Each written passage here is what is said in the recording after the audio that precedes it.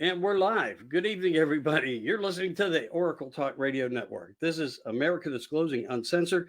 I am Michael Anthony. My co host tonight is Steve, the Ghost Hunter Ghostman. Tonight, we will open the door with you into the supernatural realm of UFOs, afterlife, shadow people, spirits, witches, angels, cryptids, ghosts, flying humanoids, and control. Could be the government. Also, tonight is a very special show. It's a dedication show to the legend, the one and only Art Bell, who has spent his life with us from within the dark, from behind your speakers as a DJ talk radio host, always bringing the best of the best to his microphone and for entertainment purposes, but not always, but to cover all of the possibilities of the known and unknown, keeping us thinking. And opening minds. Yes. So, what's up, brother? All right, man. How you doing? Appreciate you having me. It's good to see you. Yeah. It's good to have you. Sorry about the little bit of delay, everybody, but we're here. We made it. So, with that, here's what we do know. Some of the greats that have shared the microphone with the great Art Bell were people like Stanton Friedman, Linda Moulton Howe, Whitney Streamer, Jacques Vallée, Father Martin, Bud Hopkins, John Lear, people from the past, present, and future. Not a joke. Bob Lazar, Jim Sparks, Nick Redfern, David Jacobs, Travis Walton, Michael Heisner, Graham Hancock, David Perez, Brian, David Darlene, Cynthia Larson, Jeffrey Scott, Stephen Greer, and many others. If I didn't mention you and you were on his show, because I think I left out Preston Dennett, I apologize. Call in and say something nice. It's perfectly fine. But anyway, more to that. Art was born in 1945, but he sadly left us in 2018. But did he? You must ask yourself. His shows are still growing from his open lines, talking directly to you on Coast to Coast, Midnight in the Desert, The Dark Matter, Spooky Matters, and his famous Halloween open line shows, meaning call-ins. Art gave us it all subjects. This is part one of that. Lines will be open tonight. I will post the number as we continue into the segment. Art, if you're out there, your mic is on. Come give me the chills, brother. This is dedication is for you. Steve, thanks for joining us. Seriously. So I had to go and sneak a piece of paper because it blew off because I opened the window. I missed the second part of the introduction. I apologize. I seem to make a lot of mistakes as I get older. But so, let's talk about some of this. And I do have a little to kick us off. So I was talking to a man who was into paranormal, David Schrader. And I was writing to David, and David wrote to me back because we were texting, hey, when you coming on, blah, blah, blah. I asked him a couple questions, but I did recently talk to him, and he told me his thoughts. And basically, what stuck out most in his mind of all the places that he has been. And what he said that sticks in his mind is Waverly Hill and Louisville, Kentucky. The experiences were that intense. And he still finds himself at times thinking about the energy and the encounters that they had. And he also added to that in his writing directly to me, those moments stay with you forever. You can find David also on the Paranormal 60. Thank you, David, for giving me that information. Maybe he'll call in. Just maybe. But anyway, so what do you got, brother? How do you want to take off with this? You want to go UFOs, ghosts, orbs, alien abductions? This is all about what Art Bell did. Where you were talking about having some unique experiences that you just can't you can't forget because you've never experienced anything like that before. I had an experience went to a company party at the Stanley Hotel, Yeah. and we were on the ghost tour. You know, they take us all throughout there. That's a story in itself. I've actually written a story. It's on my profile. But uh, we got up to the fourth floor, which is supposed to be the most haunted floor. And I was, you know, at that time, I was getting a little disappointed because I came there, you know, to experience some activity.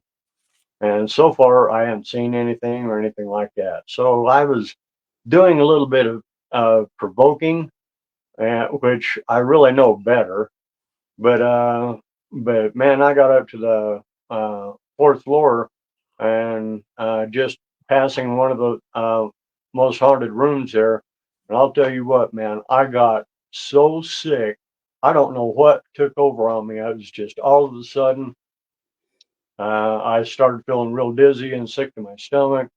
And I told my wife, I said, man, I got to walk away from here. So I walked down the hallway. And the further I got down the hallway, the better I felt. I was like, oh, that was strange, you know.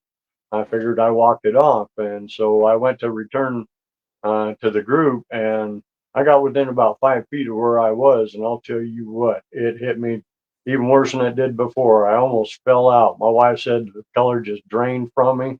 She thought I was going to fall over. I went and grabbed the wall, and I said, I got to get out of here.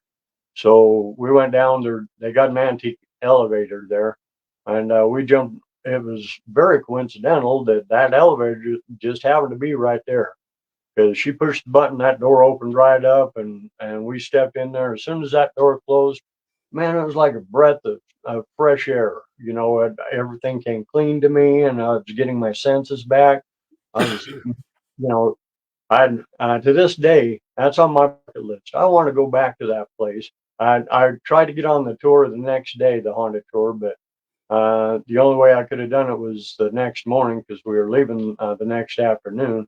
But that next tour was booked up. But that's on my bucket list, man. I want to go back up there and find out. I don't know if whatever it was didn't want me to go any further or what, or was just telling me, give me a what for, you know. But that's one of the things that drives my investigations too. That was something. I mean, I think I asked for it just because I was provoking it, and I know better, and that taught me, yeah, you do know better, so Well, don't do. I have a question for you. All right. Um, and I think it's a logical question that nobody brings up. And that would be we hear about cryptids and Yeah. the infrasons scenarios. Do you think it's out of the realm of thought that possibly wherever this realm is, whether it be ghosts, spirits, shadow figures, demons, that they also possess some type of ability of infrasound, and that's what you're feeling because this is a commonality between paranormal and also in the cryptic community, at least with Bigfoot. I hear it a lot more about Bigfoot. So I mean, just to bring up subject matter that may have commonalities to it, exactly what you're describing is at times exactly what people also say about, the one and only, the giant Bigfoot. Yeah. I really think there's a connection that we have to understand. The more I look at, I don't look at just one aspect like just Sasquatch. I don't look at just Dogman. You know, I don't look at just aliens. I look at all of it. I try to find the history of them to find out maybe where it all comes from, where it all begins. And it's really surprising some of the connections that I'm making. You know, the dogmen have there's a history of dog-headed people that even in Egyptian mythology they had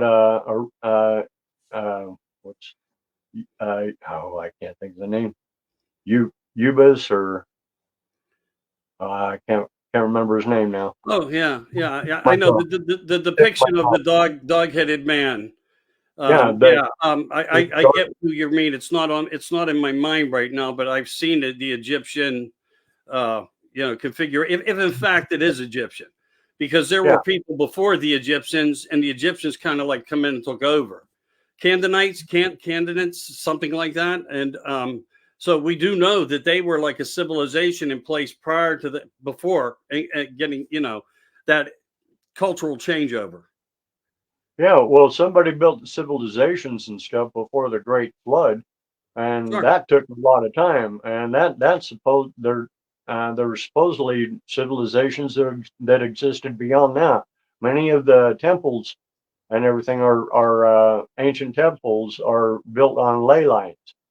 The ley lines are the energy grid that surrounds the Earth.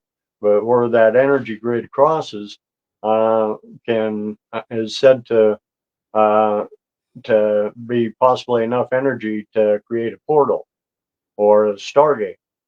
But many temples are built on these ley lines, and they're finding in many of these even ancient temples that they dig down further and they find them temples are built upon more ancient temples. So I mean, how far does this go? If they dug any further, would they find more? Yeah, well, I think we already are, and we do know that cultures build on top of other cultures, and how that we, that I'm aware of how we find that out is when we look at the large archaeological finds of what we run into are you can see the indifferences of the cultures and their building techniques, so you can see the changes of the methods and the stone and the mortars, etc. And sometimes in cases of three, and not always. Sometimes just over one building over another, and then some type of devastation or something, or it just collapses, it falls, but something happens.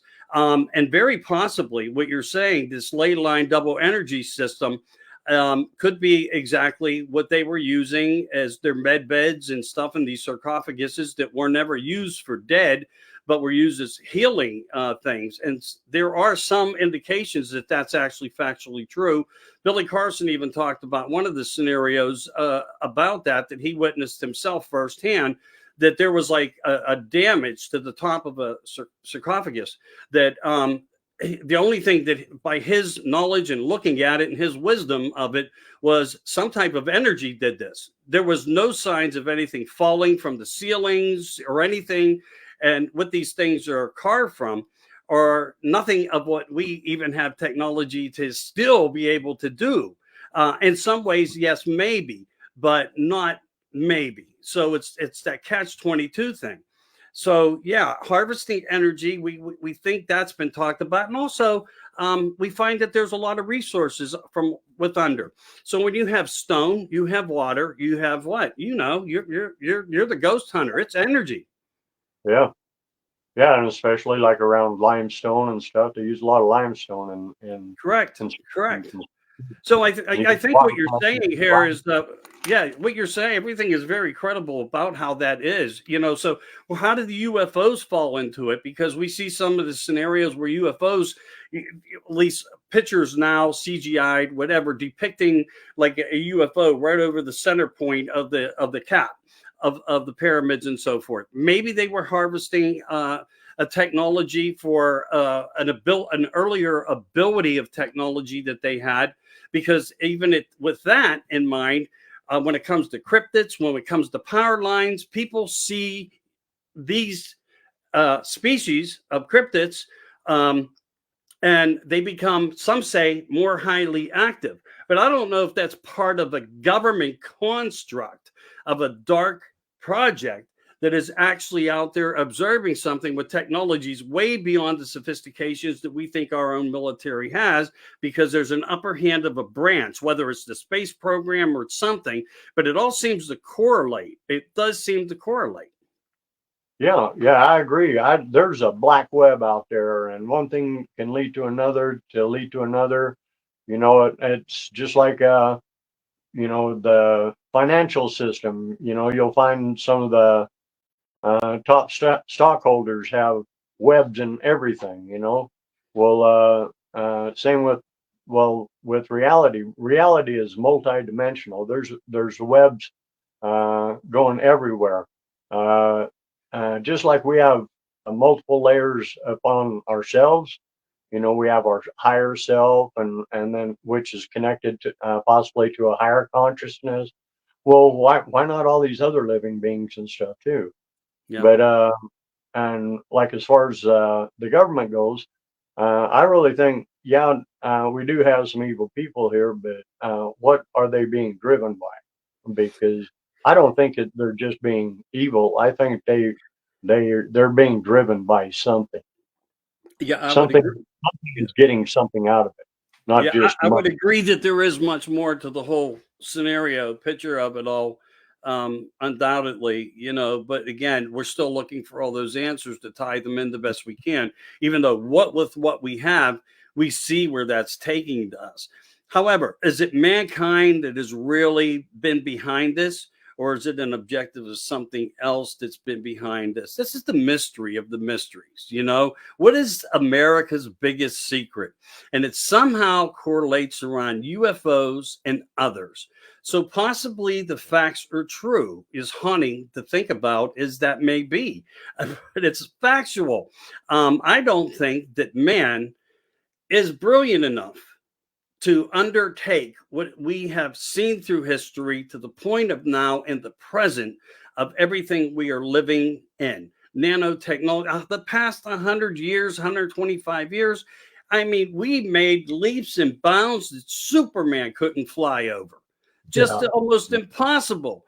I mean, potato, it's a fact. One person just recently said something about there's a can of cream of mushroom soup everywhere. Thanks, Tom. He's part of, by the way, Tom is part of the Oracle Network, and he's who brought me in. Great place. Hey, a lot of great podcasts on Oracle Talk Radio. So please, follow the Oracle. You'll see me. You'll find me on there, and many other great shows and podcasts. Just keep that in mind. And I'm not doing that I'm just, I get nothing for that. I'm just sharing fun stuff here. But again, yeah, these are the type of topics that Art Bell went after, that he invited people on to talk about these things. All right, now let's get to. I want to get to Michael Stort. I guess Steve went on break here. Who knows? I don't know. It could be the whole haunting of the show. Maybe Art made it, and he needs a little more room to get on a microphone. I don't know. Lights in the ocean. Yes. We know that that's happened. Military is seeing Navy, and and it's been going on for a long time. The Baltic Sea anomaly. A lot of people laugh. They put their little emojis up. Look, that we know that they were out there shipwrecking, trying to find scenarios of wrecked ships and so forth. And let's bring Steve back. And so we know that that's factually true, that there are things, they pinged it, they got it, they went down, they looked at it. This is not rock. There's too many of what they call 90 degrees man-made, had to have their handmade. And then we have ancient cities under the water. So yes, lights underwater, military ships observing it. We even had a president on a ship once who made a comment that he witnessed a aerial phenomena going into the water. So are there things from under?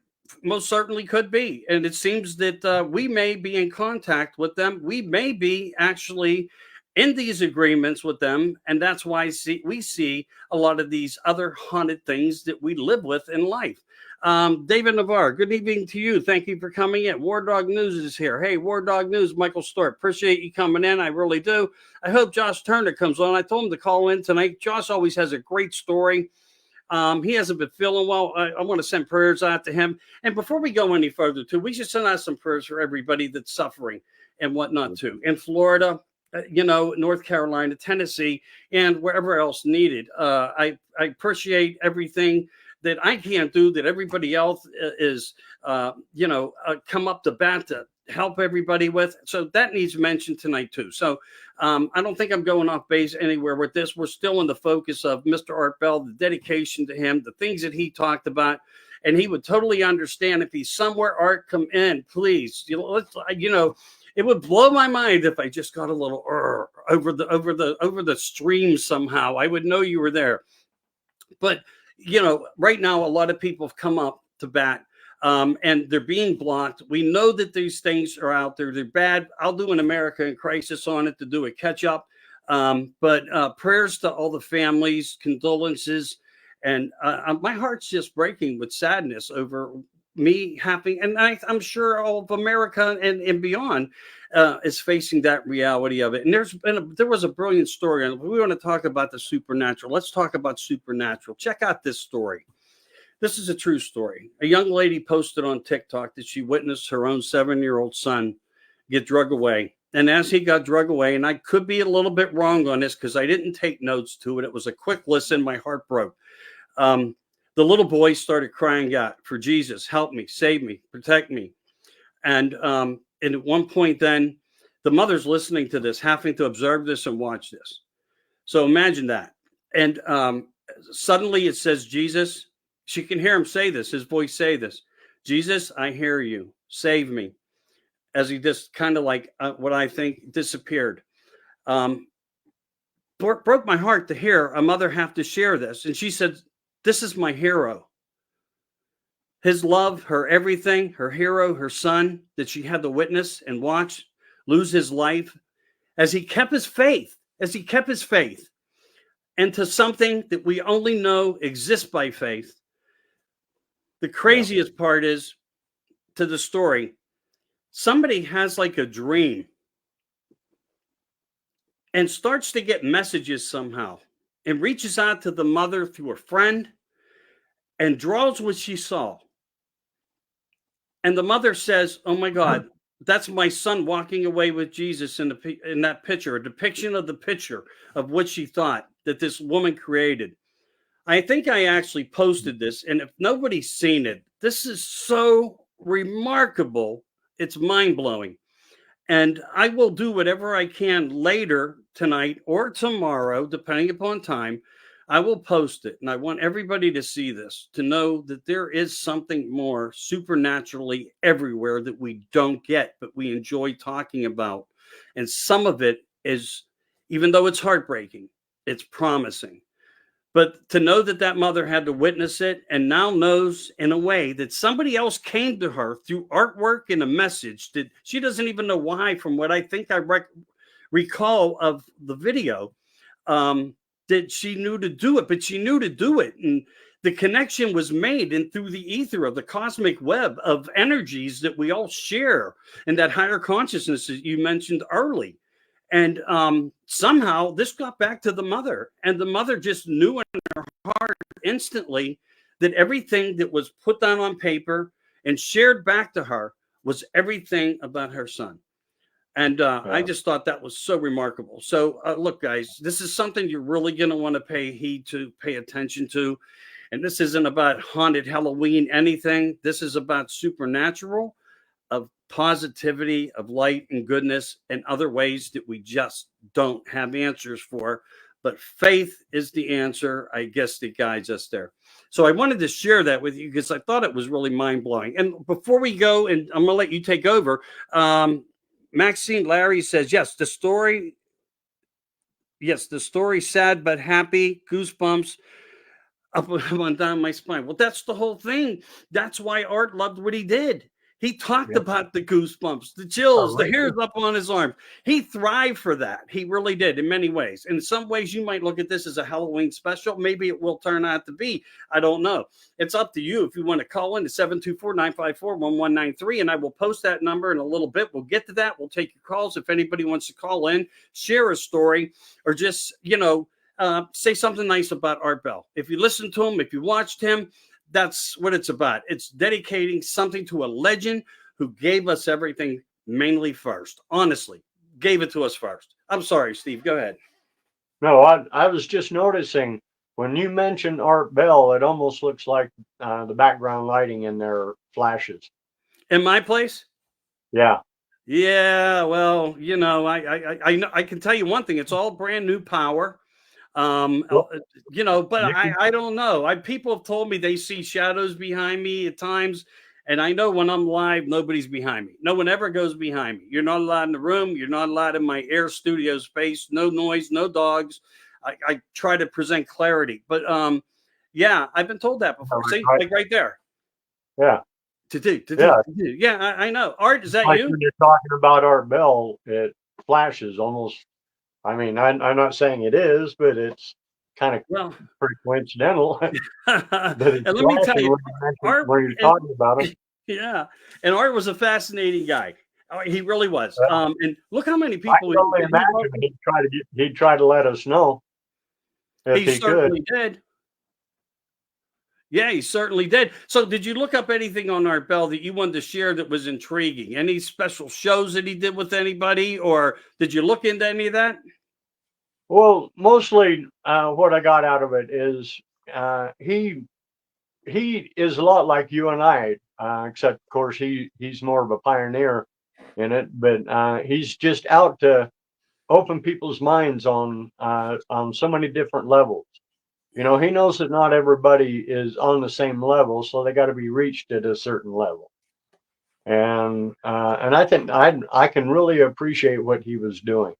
And I can see you are really trying hard to follow in basically his footsteps, not in his footsteps, because I mean that would mean you're trying to be like him. You're still trying to be like you, but still trying to open up people's minds like he was trying to do. Yeah, and that's why I tell everybody he lives in us. He really is. He's not gone. He'll be here No, forever. And we can't forget people that did the things that like Art did that bring us to these points and have great conversations and we enjoy each other and we can talk about things that we enjoy. You know, because there's too much hypocritical BS that goes along with things. And as Art would say, that's right. I guarantee you that would be his two words. He was notorious for saying them. That there he goes. He's flashing yeah, my lights.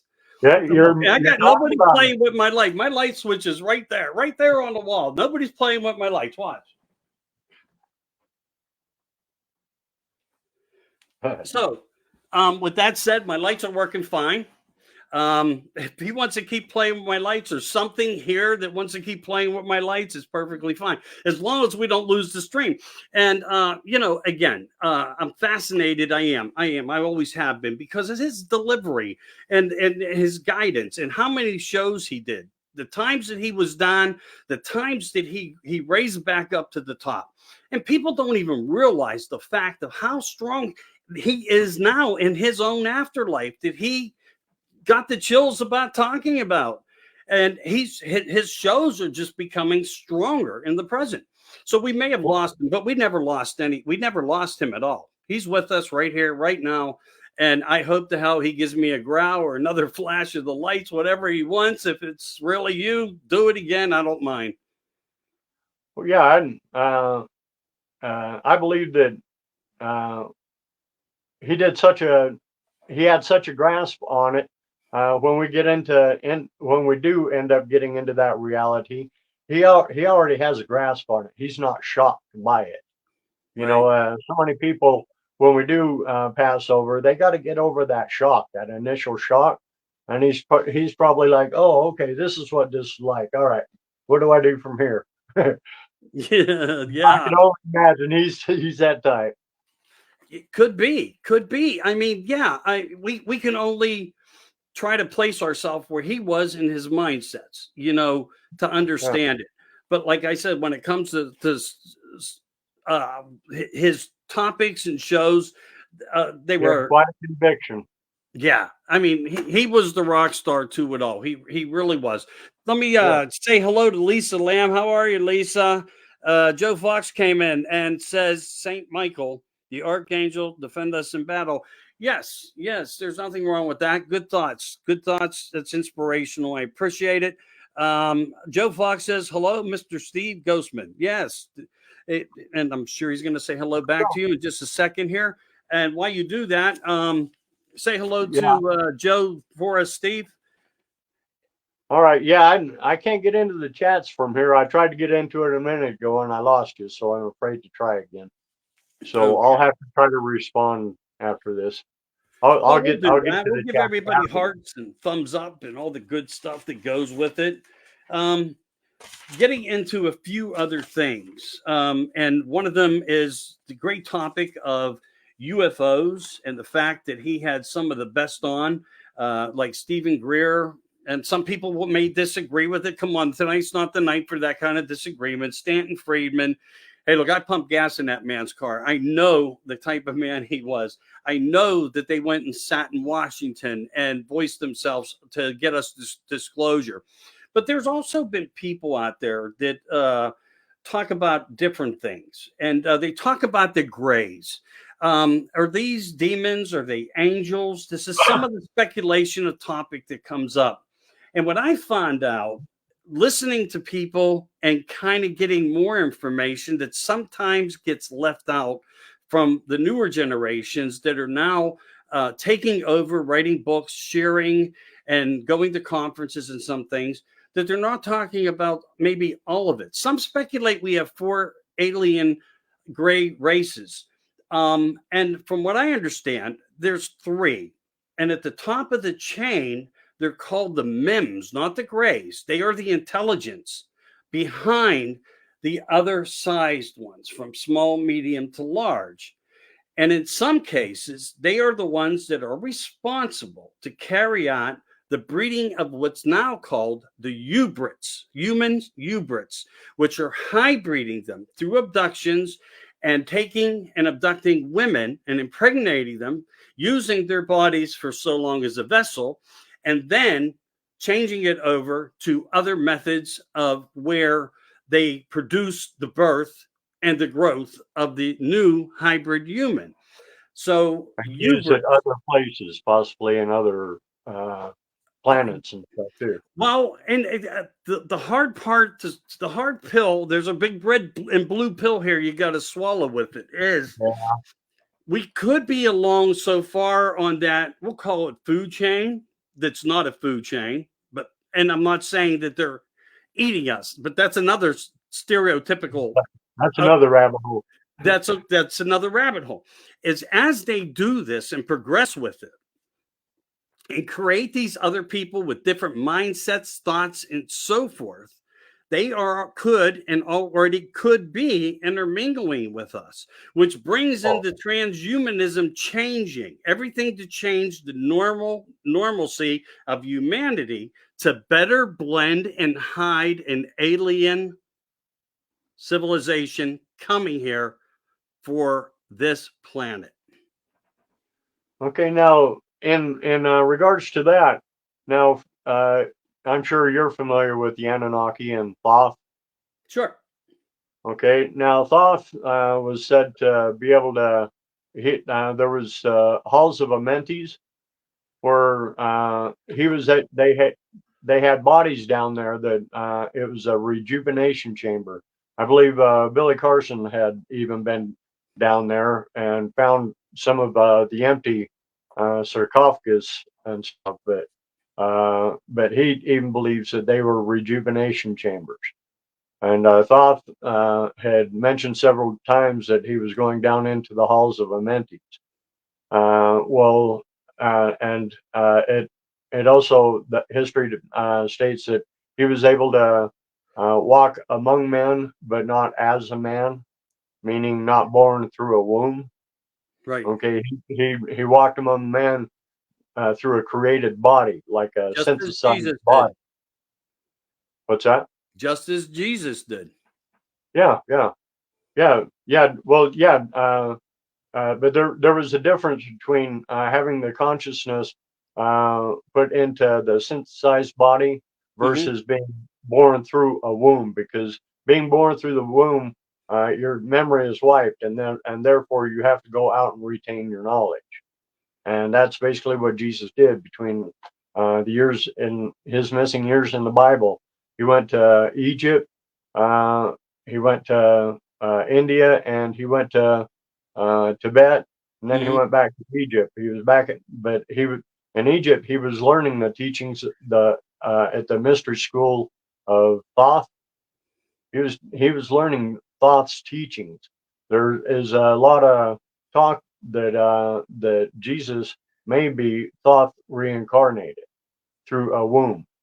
Yeah, I've heard Okay, that. and if you know about Thoth, his teachings, his history, and everything, and then you know about Jesus, Jesus taught much of the same thing. He worded a little bit different, but the meaning is the same. Correct. Okay, and it makes a lot of sense.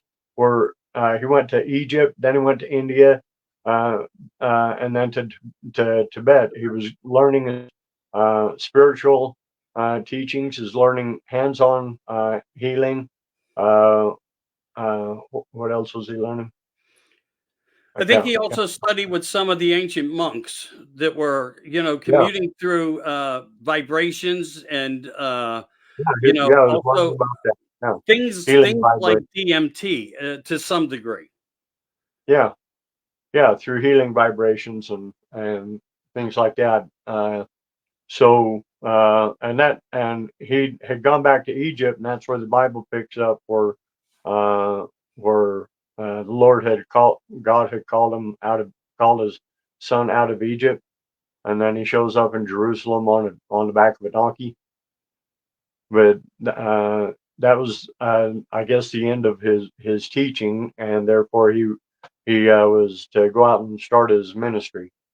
Yeah.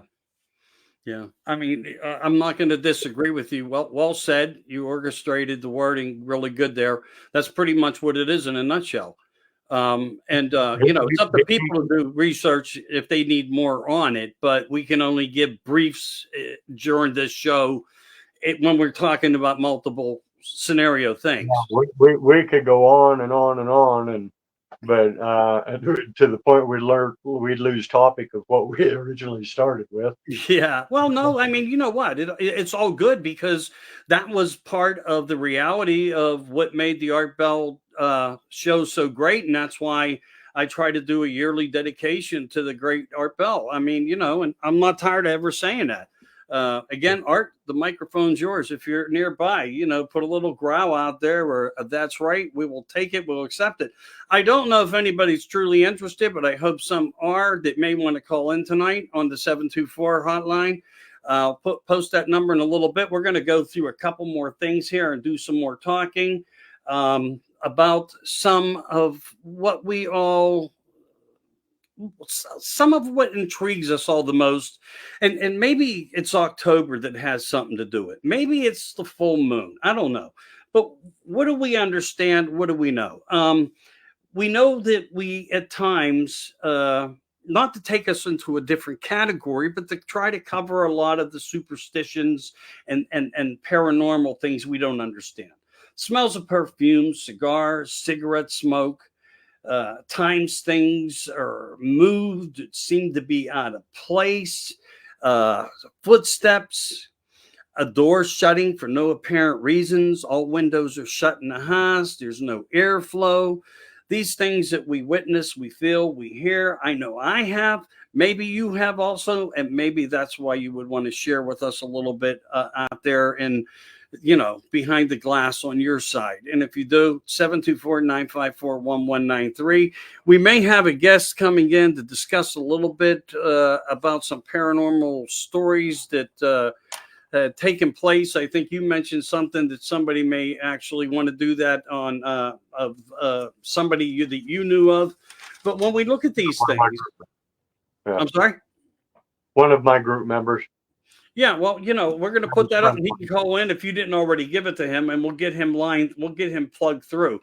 Um, I want to pick. I had a couple things here that I wrote down that I did want to make sure, or at least try to make sure to bring up with you tonight um, about some of these things. So, why do you think, outside of us all experiencing paranormal at times in our own homes, that they also or happen more frequently or uh, more negatively when we go through vacated buildings and hospitals and funeral homes and asylums and these places where they put people, locked them up, and it basically did experiments on them. um, is it the negativity, Steve, when we look into that scenario and your findings, is it all the negative that impacts a different source of energy focus? Well, one thing we do need to consider is so many things hold certain amounts of water, even your common household brick holds, they say, holds 15% water, and now you consider your whole house is made of this. But different things too. Even wood, holds a certain amount of water, and water is said to hold recorded memory, be able to record energy. Okay, a lot of times when uh, people see paranormal activity, uh, it, uh, it could be, because the energy is just right in the house or something like that. Like residual energy and stuff like that. They could be seeing residual effects because the energy in the house or the atmosphere or something is just right to be able to make that connection. Okay, so So that's kind of a magnet for them to come into in some ways, or produce an energy yeah, depending upon our moods, maybe. Our yeah. moods may There's have been a something lot to of do with negative that. energy. There's been a lot of negative energy stored in that. Then most likely the predominant energy that would come up out of that would be negative. There's a lot of positive energy there, and most likely the predominant energy that would come out of that is positive energy. So yeah, if you had a place that had a lot of torture and everything like that, I mean, yeah, the energy is stored in the atoms and stuff in the atmosphere too. Atoms, they now find have a state of consciousness too. So could that remember what happened in that instant, and could it be replaying it? It's hard to say. We Yeah. really haven't got a thumb on everything right now, but uh, but I think it's something to open up our minds to the possibilities too. Yeah. And it seems that from wherever land is, where they come from or they observe us from, that they can actually visually see us.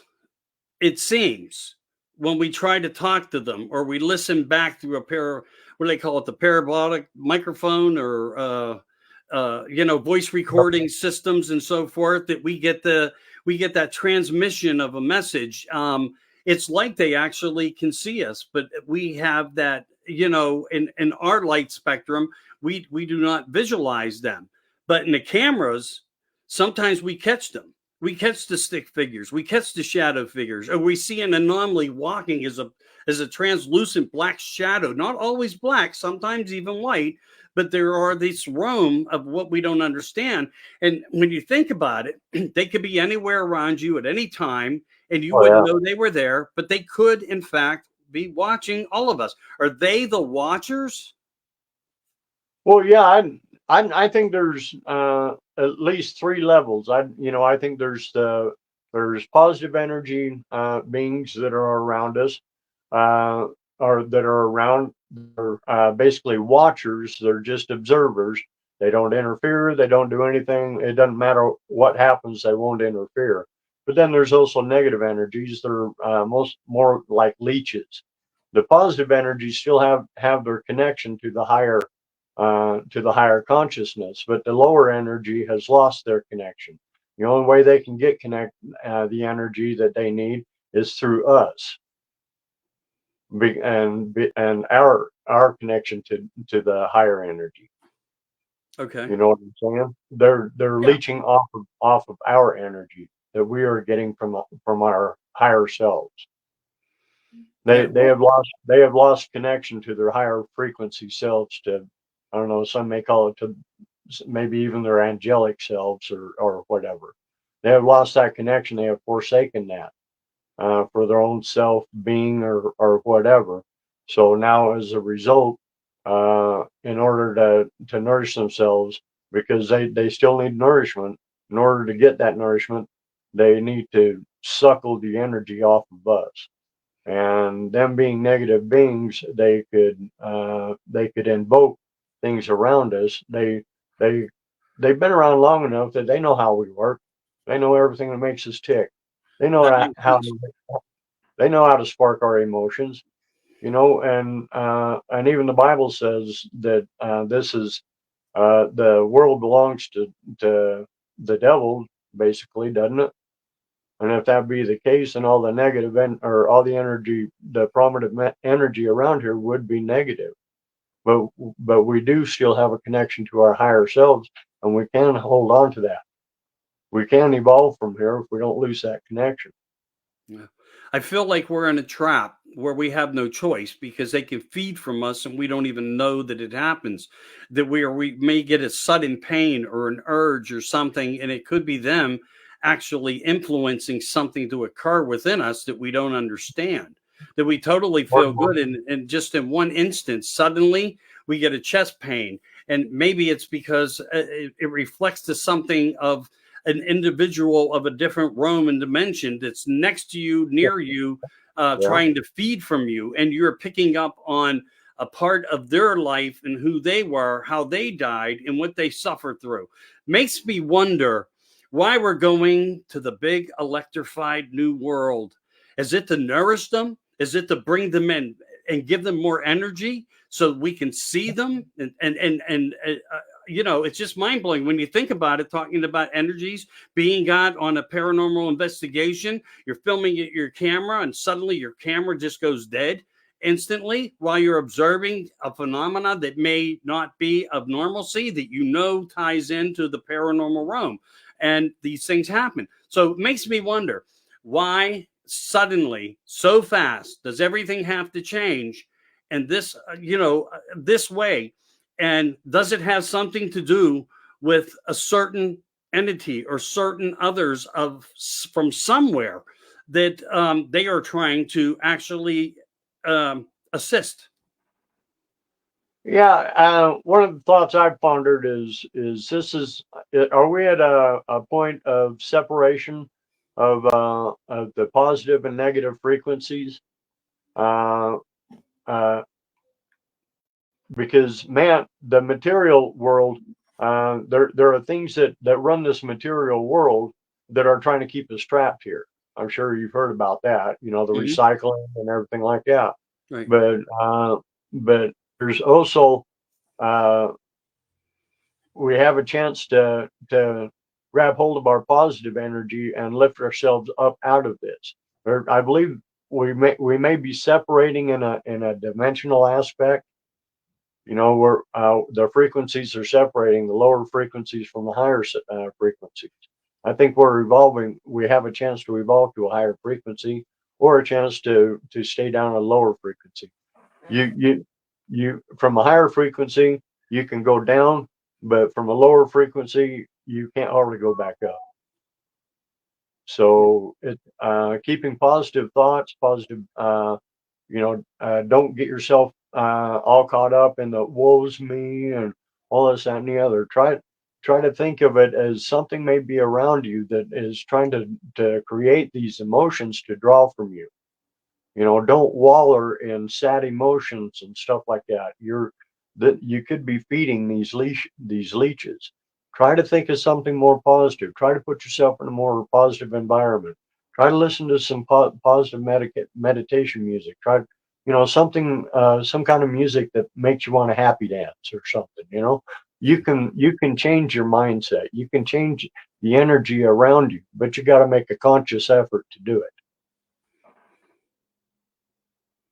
Okay, James Wigington made a comment that what the devil and his bunch feeds on. We are getting close to the separation. And I hope that you're right, James. And I hope you got my message that I sent back to you. We are in agreement, James, more than we both realize at times. I've had some great shows with James. This guy's phenomenal. He's a dictionary. He really is. And I thank you so much for stopping in. Also, Kimberly Ann, Joe Fox, Maxine, how are you? Wendy, again, thanks everybody. And I'm glad you're all out there. Say hello in the chat room. Is there anything you want to bring up? Is there any kind of story that you have? Do you want to call in? We're going to be opening up the line in a few minutes here. I'm going to turn on the phone system, which I actually just activated. You might have heard that beep, boop. It wasn't Art, but Art, the mic's still on for you, my brother from another mother. And we're here to dedicate tonight to you. And who knows, if it goes really well and people like what they're hearing, it's nothing for us to be able to put something else together. And maybe we can do that on Devil's Night itself, where we can fight back in a different way of positivity and share goodness and more stories, in this part one. This is a part one scenario series right now, and you can expect part two to come. We haven't picked a date yet, but we know we're going to. We just haven't reached that. When are we going to do it? But it's going to happen. And we do want to thank everybody for coming in. Remember, with me is Steve Ghostman, and he also has the group on Facebook, Rest in Peace. How do you like that? Steve, why don't you tell them a little bit about your group while we're in the middle of that little commercial segment there for you? All right. Well, the group is called RIP, and then in parentheses, Research and Investigations of Paranormal. But yeah, it's a group where it's a private group where we share ideas and concepts of the paranormal. It's a safe place. We're free of trolls. Uh, we're able to we cover a wide aspect of it. Anywhere from uh, trying to connect religion to the spiritual world, to the alien world, to Bigfoot. We're trying to make all these connections. So we kind of go down a bunch of different rabbit holes, but it's in an effort to see if we can make connections. We've already made connections with Sasquatch and aliens. In fact, Linda Moulton Howell's done that too. It's been witness to seeing them operating together. So that's pretty unusual. Well, I'm kind of wondering, well, how about Dogman? How about some of these other cryptoids? Could they also be operating with these extraterrestrials? I don't see why not. Or could they be extraterrestrial themselves? Right. And then we have to take a look at the other objective at hand, speculating what the government's involved with and creations and so forth. If we are working with a race like the Greys or the reptilians or something, and we're under some type of agreement, which did seem to happen on a tarmac at Holloman Air Force Base with the president. Maybe there was no choice to this. And from what I understand, there was no real choice to anything because of the abilities that he knew he would have to face if he didn't go forth with this. Maybe all this is kind of like that human Frankenstein experiment below level 7, where they are engineering different species of everything put together. Alex Jones just talked even about it and gave me validation for the first time on things that I've been bringing up for many years. And I'm not saying I was ahead of him. I'm not saying that. What I'm saying is finally we're hearing credible testimony from someone that has insiders helping him with information. Tucker Carlson, just not long ago, but in a segment that he did live, says they don't want you to talk about the supernatural because there's something to the supernatural. Meaning, What is he referring to? Angels, demons, UFOs, supernatural? It is all supernatural. All of the above. Paranormal. Could be all of the above. Exactly.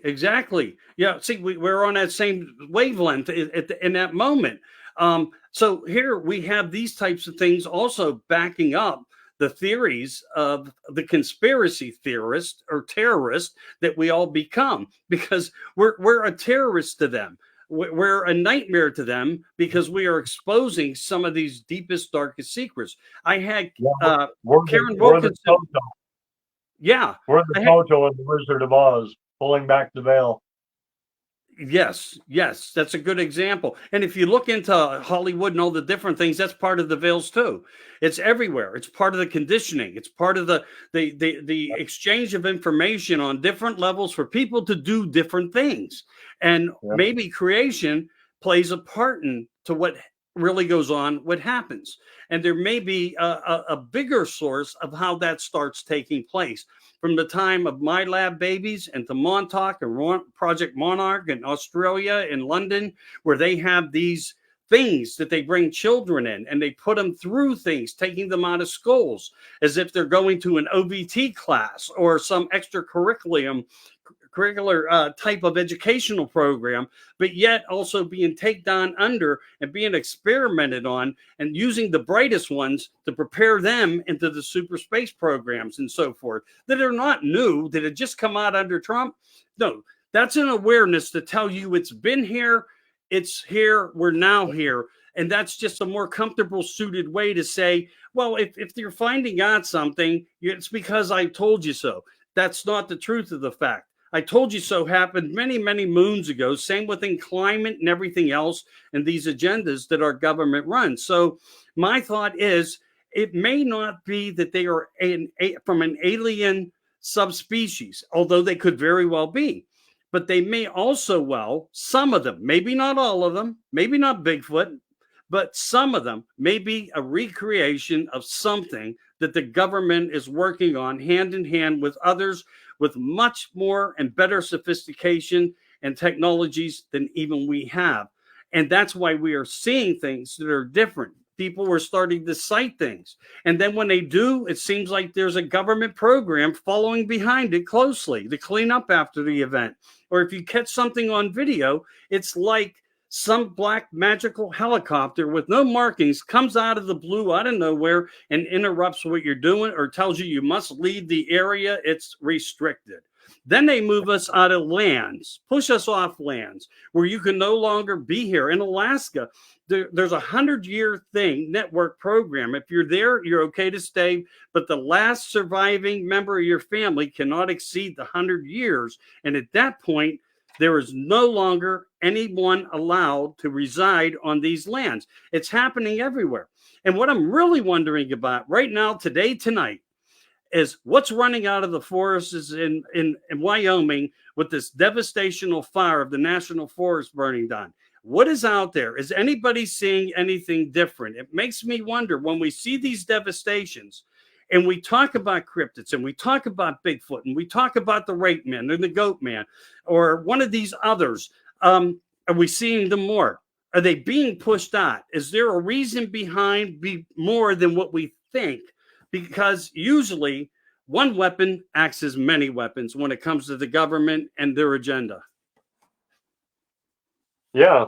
And then, and then where I was saying too, the ability to synthesize bodies. I mean, who's to say that some of these cryptoids aren't synthesized to do certain projects? So I mean that would give a little bit of validation. They, where they're hybriding and all that, they could be designed to do certain aspects, certain projects, or they could just be a mutation that got out. I mean, I just want to throw this in real quick. Expedition X. Okay, we all know who that is. Season 8, episode 8. Very interesting show.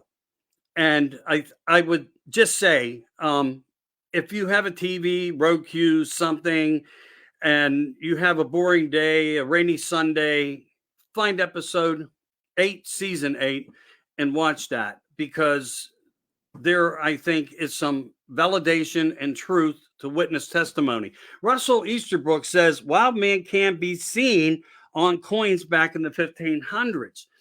I agree. I'll give you another one, Russell, and to everyone else out there. I was almost going to say in TV land, which it's not TV. In a way, we're on TV. We really are. In some way, we really are. But UFOs, alien heads, Canada, they were putting them, many of them on. Why are you doing something? Is it conditioning to prepare us? Again, it seems like the network that we are dealing here with is of an alien influence. I am just putting it out there the way I feel it. And I hope you guys are receiving it that way, that we must look at all the options in the Pandora's box and pull them all out and research more on it, because I think not everything is going to be said by any particular person or any particular person that come to strength or that is in strength of a position of strength, because everything must come in a genuine long game of time. And that is how we got to this place. That is how disclosure is coming forward as well. And I want to put out there, it's going to be a great conference in Las Vegas this weekend with Brad Olson and Eric and Carrie Cassidy and a bunch of other great speakers. Look into that.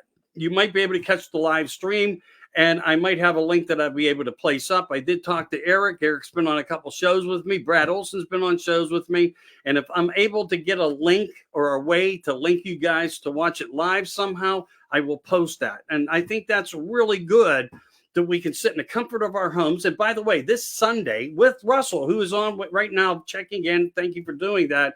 I'm going to have Carter Bouchard, also on Daryl Denton, and we're going to be going into the deep dive and research of Bigfoot and maybe a possibility mentioning of a couple cryptids that may have or could be influencing each other. So that should be a really great show for about 90 minutes this Sunday night at 8 o'clock. Right now with me is Steve Ghostman, everybody. This is your Oracle Talk Radio Network.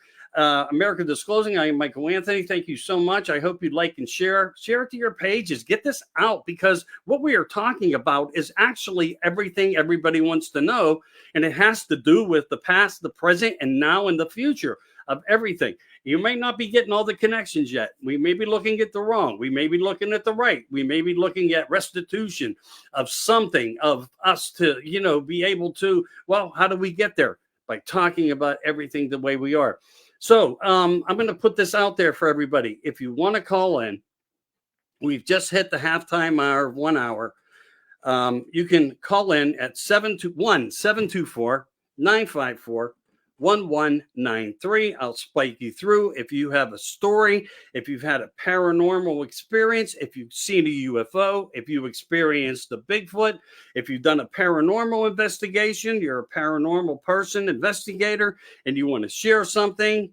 Look, not here to judge anybody. We're here to just make a show interesting, to deliver something, and recognize the great Art Bell. That's how you put a dedication ceremony together for somebody that's that great. So I'm going to prepare the phone right now, get some of these papers out of the way, and make room in case somebody were to call in. And we don't always get calls on these shows. I want to, on a worldwide broadcast, you would hope that the phone would start ringing off the hook. Art's his ringer never shut off. He had to have multiple lines, a good line, a bad line. And by the way, no swearing. And Art would always say that as well. So be respectful, be kind, no swearing. And if you want to call in, it's 724-954-1193. And I invite you to do so. Share with us what you have. If it's a Halloween thing, it doesn't matter. If it's an afterlife, if it's, sleep apnea, it doesn't matter. Share what you have that you think may be of interest to everybody else that makes good commentary. We've all had different experiences. Let's share. We most certainly did. Yeah. It's like the Travis Walton story, everybody in a way had a different story, but not one of them on the lie detector was wrong. That's the crazy part about it. The movie Fire in the Sky, it really happened. Those 5 guys all took a lie detector test and passed them. I think he's talking about Travis Walton there. I really do. Travis was on with Art Bell. Hey, Art, could you put I was in the background on a show with Travis once on Chasing Prophecy. Get him to call in. Travis, if you're out there, call in. Anybody that's been on with Art Bell, I hope that this type of show isn't below your standards, because it's not about me. It's about a dedication to a kind man, to a genuine person who worked to bring everything to you before anybody else was even thinking about doing it. And I'm not saying there weren't some other greats out there. There were other people, but he was one of the elites, one of the guys there. Uncle Art was the rock star. Yes, Travis Walton. I couldn't remember his name. Yes. I mentioned him earlier in the segment about how many great people that Art had on the show, what some of the subject matters were. And one of them also was, check this out. A guy calls in and says that he was from the future and from 2063. And on the show, it was pretty interesting. I got to tell you, when it came to talking and Art was niching to bust him, Art was looking to bust this guy like, this is a put on, and Art couldn't get him. Art even said it publicly live on radio. That was me. And the guy would correct him. The guy never got confused, but he said he came back to this time And that was around, I think, 2016. I believe that show aired. Maybe it was before. Maybe it's 2012. I don't know, but it was sometime back. He was here to collect the original seeds Oh from yeah. corn and all these different seeds, because he was into the farming scenario of stuff, and he was actually being tracked by the future of what he was doing here in the past to try to find seeds to stabilize what was going on in the world and the changes in the world and the changes that took place due to government controls and so forth. And because he wasn't down with the entire program, he was sought after. And it was a really pretty good, real interesting segment scenario. Same with uh, Andrew Basiago, who talked about the Philadelphia experiments, the true scientists that were behind the scenarios of the intelligence and the creation of the Philadelphia Project and the discovery of holograms and so much more, because they found out a lot by doing these tests that they were doing in the shipyards. The problem is we hear from a guy named Al Bulick, and then we hear from a guy named Basiago, each tell a little bit different of a story, but with similarities on both sides.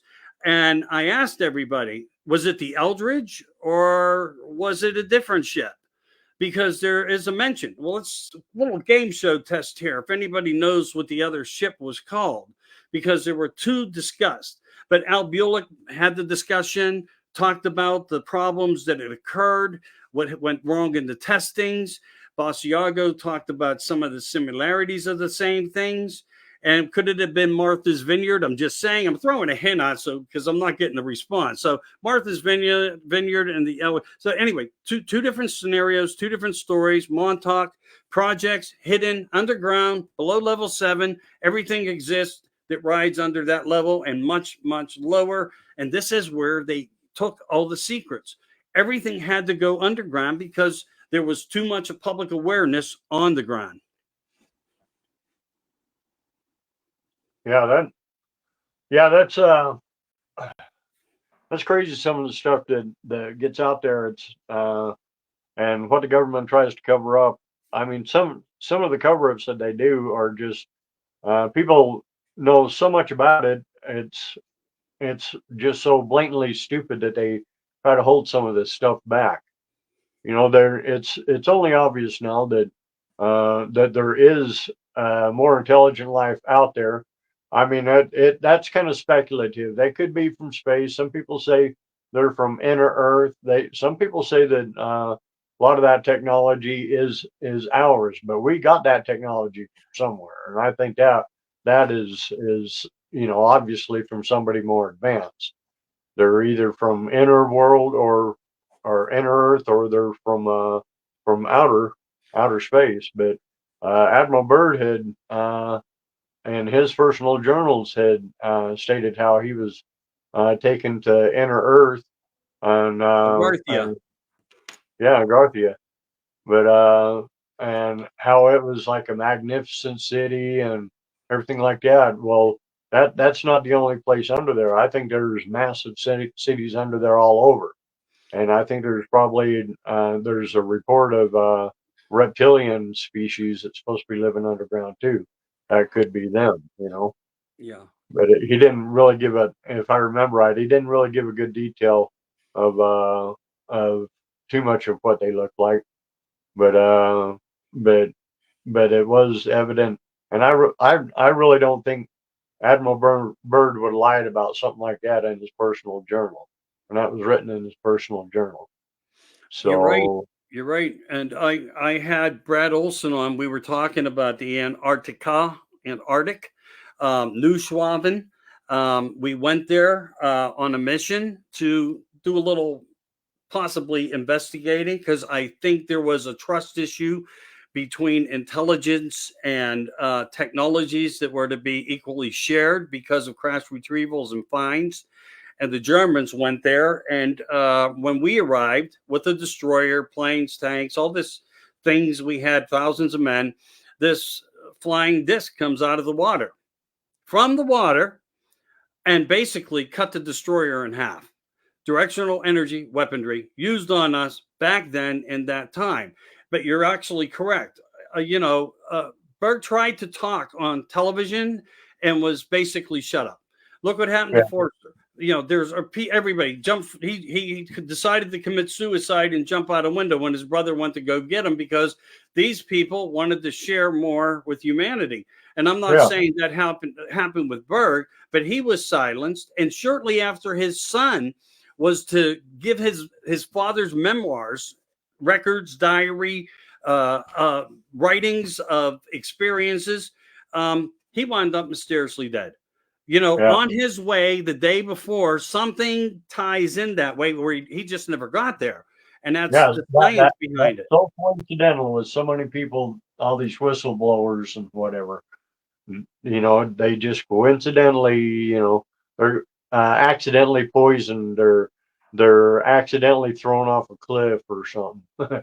Right. Just something ridiculous. Yeah. And thank you for that, James. So James likes accuracy, and I respect that. And I Well, don't always reflect to it. But James says what we had there was 4,700 soldiers, 13 ships, and one carrier, and 13 planes. But a lot of it was destroyed, and we lost a lot of manpower and men. right. That did happen. So, Neuschwaben, it's the land for every country now. And then we have an astronaut that goes there. We have a President Obama who goes there. We have a Jim Carrey that goes there. We have a Pope that goes there. And then we have an astronaut that comes out and says, I was in a disc and we went to the moon. I mean, there's speculations on that part. But what he did clearly say was there was something very weird there and we should all be very worried. So, what did he see? Did he see ancient under the ice civilizations? Did he meet with reptilians?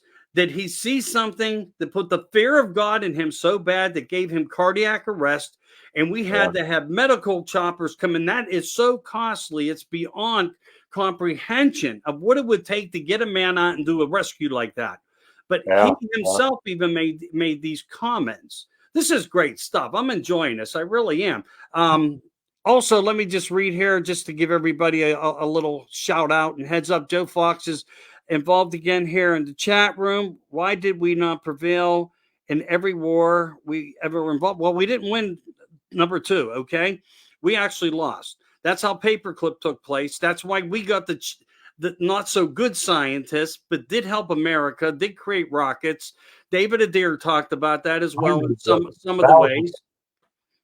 But the good ones went to Neuschwaben.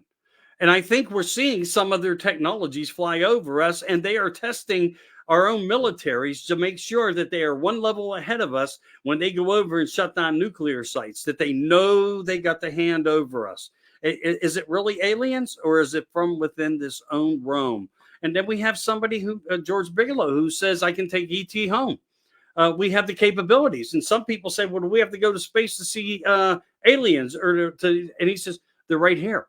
So there is a reality within a reality that a gate in the Stargate portal opens, they can come through. It didn't happen to all the bombs, the atom bomb, the hyper bomb, all these things that they started, jamming the frequency of Mother Earth's natural fabric. And tears must have occurred because that's when in 47 we started to, see all this stuff. And that's just factual. I mean, not that it was not here before, because Bob Lazar said when he did get into Area 51, his comment was, and I think this is really good information, the one that he worked on called the sports medal model came from an archaeological dig. And it was in his briefing. Yeah. Bob Lazar's, a lot of people think some of his stuff's pretty wacko, but I mean, in reality, that's probably what the government wants you to think. They're going to put out all this stuff to make him look like he's some kind of wacko or something like that. But a lot of us conspiracy theorists look like a lot of wackos. The ones that have the best information are to the government, or the government's going to make them look like the worst kind of wacko. Right. That's probably how you know they're really close, is how hard the government is trying to make them look like a wacko. And one of the ways they did it to Lazar was removing his credentials, his college education, and where he went to college at, and Yeah. the fact that they said he never worked there. But the mysterious part was to that was, and this was shared to me through a very good friend of Bob's, who I did a show with, Jim Goodall. I did 2 shows with Jim. Jim's a fabulous person with great information, and some of the things he told me, I'm entrusted to that is now is not the time or place, and I made that promise. Something is going to happen. There's a movie coming out, and Bob is prepared to kind of like uh, show the world that there is technology that works like this, and we should look forward to it. But I've been posting about this movie coming on and some of the other things with pictures. Go into America Disclosing, everybody. And I want to say hi. We have a guest in from Oklahoma tonight. I just saw, unless these things are jumping out at me somewhere here. Yes. Steve White, thanks for joining and tuning in from Oklahoma. We appreciate you. What about Element 15? Yeah, well, that was where I was going. That's part of what is going to happen in Las Vegas. Again, I did shows with Jim. And here's the most important factor that gives a lot of credence to the story. Um, Jim noticed on Bob's wall that he had a W-2 form that verified where he worked at. And Jim said, because Jim blew the whistle on Area 51. Jim's written 20 some books, fabulous, intelligent, beyond what people may ever know about the man. To think about that in itself, to achieve that goal, plus do everything that he did. He gets a copy of it from Bob, and he takes it up to the Pentagon, where he has some people up there that know him well. When Jim walks through the door, everybody knows who Jim is in the military. He walks in and he says, "Is your commanding officer?" And I forget which office he was going to. And the guy says, "Yeah, who's asking?" "He is here." He says, "Tell him Jim Goodall's here." And the guy's jaw drops. According to Jim in the story, he's even, went over this with Richard Dolan on his show at one point. I mean, Jim speaks with stone when he talks.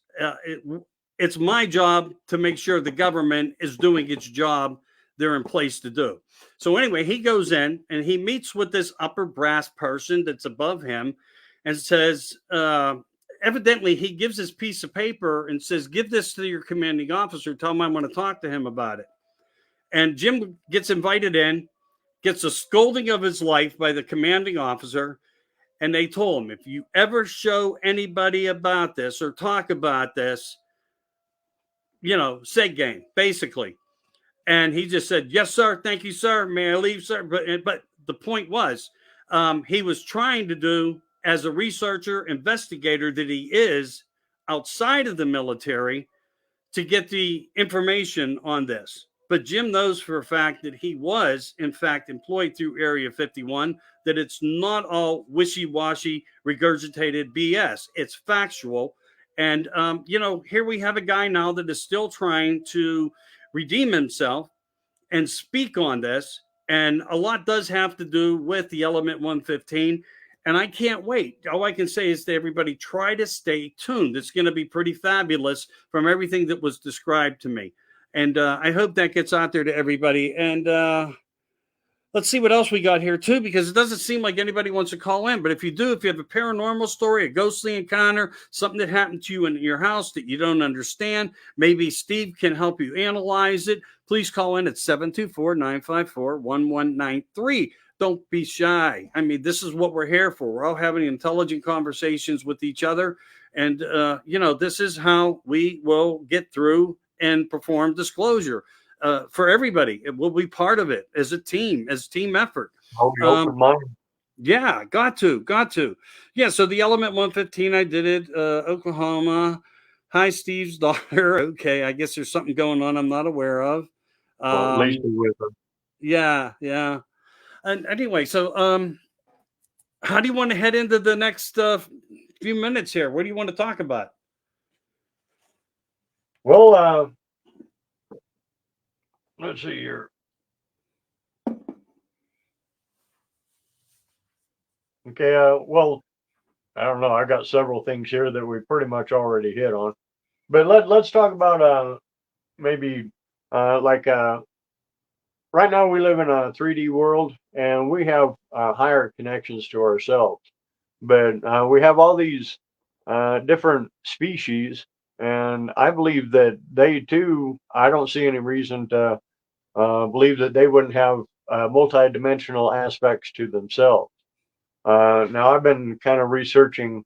Well, in my research, they're called like archons, but Yeah. they sound very much like the jinn or even demons. But these they are attacking from a spiritual aspect. They're attacking and controlling. And I'm much of the stories, oddly enough, seem to parallel some of the stories of the Anunnaki. So I think that that's kind of weird. That's one of the rabbit holes that I'm going down.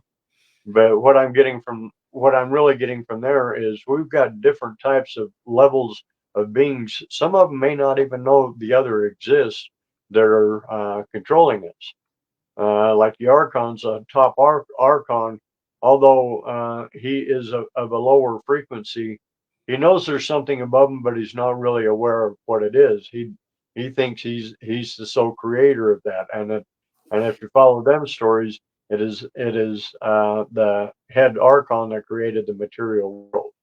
Now that's a whole different rabbit hole, you know. Yeah, it So sure is. so it's but what I'm trying to bring out there uh is there's such a variety of stories of the creation and everything like that. It's not just the creation of this material world, it's also the links that it has to the spiritual aspects of it, you know, and that Yeah. in itself I believe is multidimensional. Yeah, I would agree. It's just different life forms. Whether we think we're dealing with the dead, it could be just a different life form that's Yeah, manipulating us to believe we are. It's hard to yeah, say. yeah, We just yeah, don't have those answers. But you yeah. do have a question here. Let me see. I hope I didn't lose it. My one eye's having a bad time reading here. Here, let me post it for you. Steve, what is your thing on the dead? Are they the loved ones or the demons? Well, that's a real tricky question. I when I uh, do an investigation and I make connection, I don't like say, is this Bruce or is this so and so? You know, as I may have heard the stories. You know, oh yeah, there's a guy named Sam or whatever. I don't go by that. I will let them tell me what their name is, because I myself I believe that if you start calling out names like that, that is conjuring. You have to let them know what you have to let them tell you their name. Even when Jesus was trying to drive out the demons, he had them tell them or tell him what their name was. In Yeah, the stories of King Solomon, he brought with the demon ring of King Solomon. He brought forth the demons, and he forced them to tell him what their names were, and not only that, what their attributes were, because he wanted to be able to recognize their signature, their MO, so to speak, their method of operation. right. You know, rather than knowing, because he knows, you know, they're not going to leave a signature or something like that, but maybe through the chaos that was caused or whatever, he may be able to make a connection as to who is responsible for it. So I think in many cases these different spirit entities do have different MOs, you know, and so the further you study and start, you got to recognize what your enemy is capable of. You got to recognize your enemy before you can even think about combating it. You know, so I think it's very important to understand what it is that could be out there, uh, so that you're not bamboozled. You know, you there's I really think that we stereotype unseen entities. Oh well, I can't see it; it's moving. It must be a ghost. Well, maybe it's not a ghost. Maybe it's unseen, yes, but maybe it's something else. Yeah, yeah. Exactly. It's just something we don't know. But like Father Martin, demonologist, and the one that you would call through the Vatican to come out and do things that's been on the Art Bell show, I think 7 segments of shows that they shared together. Went through a lot of these types of dialogues. And you're absolutely correct. The calling out, using things at them, is the worst case scenario. It's extracting them to tell you. And when you do, you have that control. The Book of Yeah, Demons also describes the representation to the names of what the past and present has now found out of what these particular individuals. I don't want to like create my own flashing light system here. They're already doing it. But I mean, that is how they handle the scenario. And I think it's also depicted like that, even in movies when they say, tell me your name, tell me your name. yeah, They don't exactly. utilize a name. They, Yeah, they weaken them through prayer and consciousness and positivity and light to get and to extract. However, a lot of people feel when the name Jesus or Yeshua is used, that highly pisses them off. And okay. that point there is the biggest mystery of it, because we really don't have conclusive answers to it, but know that it somehow helps work in the scenario. I just wanted to throw that in on what I know. I don't know a lot of the things that you do. And also, David Navarre, I'm going to read your comment in a minute. Do you want to add to that after what I said there? Because I do agree with you. Yeah, for one, everything in reality is a frequency, and I really believe that one of the reasons why the language was changed from ancient languages, because ancient language had was based on frequency too. So, in changing the wording of history, you're changing the frequency of it as well. Okay, Joshua was. Or in ancient times, Jesus' name was Joshua. J wasn't even Yes. later on. So, but I think it's in the frequency of when you say the name. Just Hmm. every all our words are manipulations of frequencies. Yeah. To be able to understand it or whatever. Right. Well, I believe that some of the ancient language is meant to be said in a manner that creates a frequency to maybe manipulate reality or open a portal or something to that effect. Yeah. So I think frequency has a lot to do with our reality. Okay, that's great content. So let me do this real quick, and then I want to add something there that I came up with as a theory, a theoretical theory, hypothesis sort of scenario, like the Big Bang theory kind of word. All right, so Bob Lazar stated on the Joe Rogan show he was told that one or more craft may have came from an archaeological dig. He didn't say the sports model was any part of that. And the sports model was the only craft he had his hands on with. So it contradicts, because you're one hand you're saying so maybe you wrote it wrong. I don't know, and it's perfectly fine. None of us are doing anything wrong here. I can only tell you what I know firsthand, coming from the man that sits with him a lot, and getting the reality of the facts that way. I know he's been on shows. I know he's made mentions. The sports model is how I understand it. And I believe that's the one that we're trying to agree on here. And I'll just say, shout out to you. Yeah, you're right. I know he gets out there. I don't know if I'm, you know, giving you what you're looking for, but I understand where you are, and I thank you for the comment. So going back to ancient tongue and dialogue and language and so forth, I think at one point the magnificence of humanity were so intelligent, it caused disruptions between the family of the brothers that came here. Um, and because of it, humanity taking over for the Hajijis started to build their own structures and try to duplicate everything that they saw of the ancient world construction and engineering. And they started to work on that one special place, the Tower of Babylon. And they started to build it. And they wanted it to go to the sky so they would never lose track of their gods, because they must have known at some point the gods would leave or something would happen in some way. And they wanted that. And mysteriously, and we don't know factually, but something destroyed it. The hand of something destroyed it. Yeah. Shortly after, as I find, and I'm not saying I'm correct 100%, but I might be, even if I'm a fraction right on this, it's better than nothing. When you have people that can talk the same language, they will always have more success.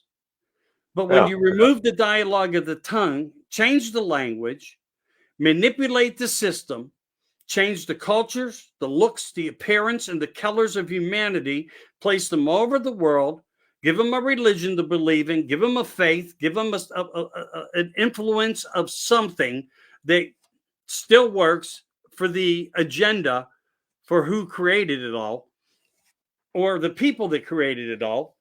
Then you separate languages, you separate people, and then we lose the function of humanity and we lose the intelligences.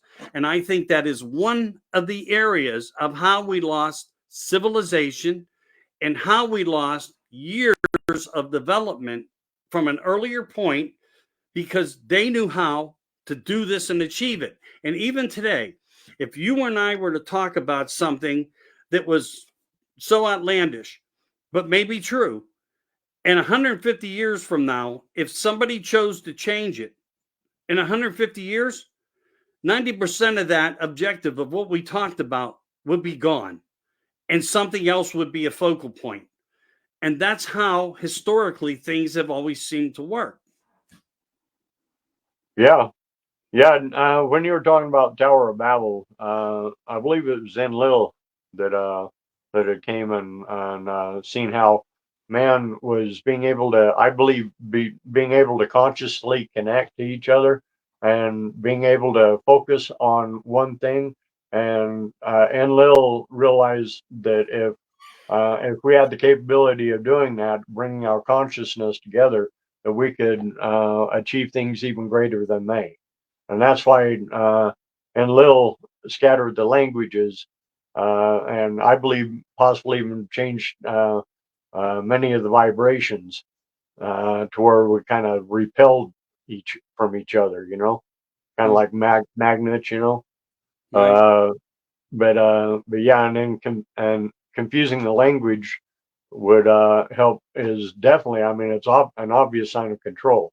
To keep people submissive, so that they have limited achieving abilities.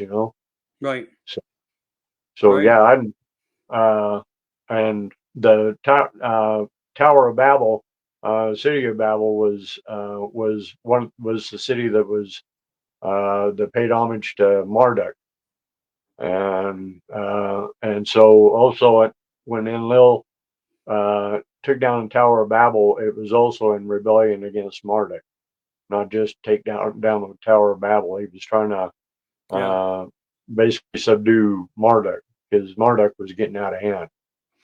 Yeah, and when we look at this too in the cultures, I think we have different entities of titles, whether it was in Greece or whatever. We have Zeus, we have and all these are symbols and narratives of how cultures change, but all equal the same thing. Yeah, And just what you're explaining on the separation, the languages, the frequencies, but so then the creation of all these different types of entities or uh, figures of role models, as some may call them, of the ancient role models, takes on that narrative and scenario. In my mind, that's the way I look at it. Steve, you have another question here.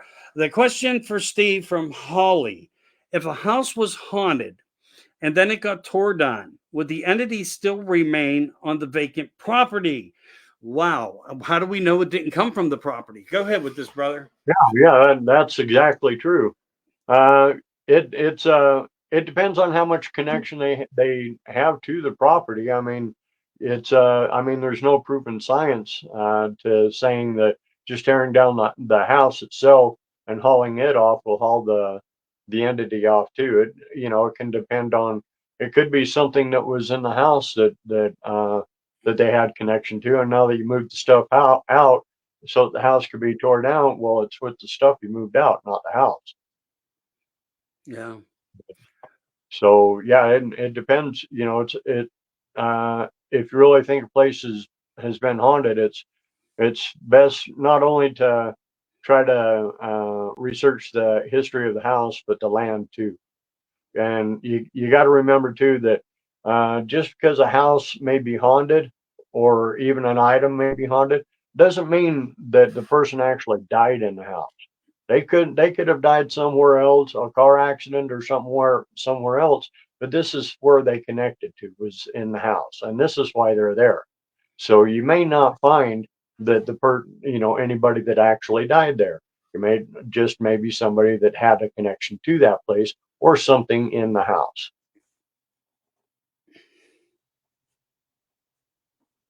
I There hope you that go. I hope you were able to answer. And if you I don't know if she has intentions to build again, if this is something that they're thinking about doing. And the only thing I would say is I would try to get a shaman, and I would try to do a cleansing before a tear down, and then I would have the shaman bless the four corners of the property.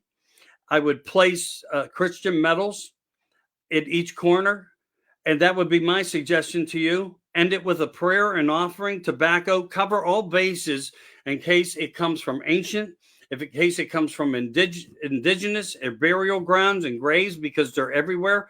In case it comes from the black culture, it may have something to do with trains and freedom and slavery. Touch all the bases the best you can, and I bet you'll be able to feel a lightness, a difference if you go through those, because this is just a little added from me on how I look at it. But you're not wrong. I think I'm trying to do the best I can here too.